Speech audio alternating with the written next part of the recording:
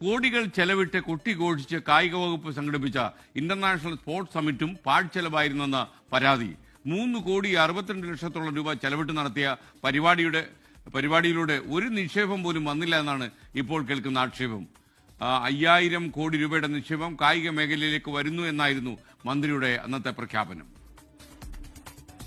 സർക്കാരിന് കൂടി പങ്കാളിത്തമുള്ള Thiruvananthapuram sports hub സ്റ്റേഡിയത്തിലെ വേദിയുടെ വാടക ഇനത്തിൽ 40 ലക്ഷം, ഭക്ഷണത്തിന് 32 ലക്ഷം, കലാ സാംസ്കാരിക പരിപാടികൾക്ക് 40 ലക്ഷം, റോഡ് ഷോയ്ക്ക് 29 ലക്ഷം, മാധ്യമ പ്രചാരണത്തിന് 76 ലക്ഷം, ആകെ മൊത്തം 3,61,75,000 രൂപ. രാജ്യത്തെ തന്നെ ആദ്യ കായിക ഉച്ചകോടി എന്ന പേരിൽ 2024 ജനുവരിയിൽ നടത്തിയ ഇന്റർനാഷണൽ സ്പോർട്സ് സമ്മിറ്റിന് സർക്കാർ ഖജനാവിൽ നിന്ന് ചെലവായ ആകെ തുക.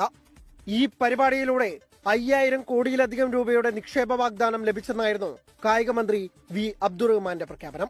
5,000 കോടി രൂപയുടെ നിക്ഷേപം ഇതാ വരുന്നു എന്ന് പറഞ്ഞ് മറ്റുള്ള കാര്യങ്ങളിൽ എങ്ങനെയാണോ പറ്റിച്ചത് എന്ന് പറഞ്ഞതുപോലെ തന്നെയാണ് കായിക മേഖലയിലെ ഉള്ള ആൾക്കാരെ മുഴുവൻ പറ്റിച്ചത്.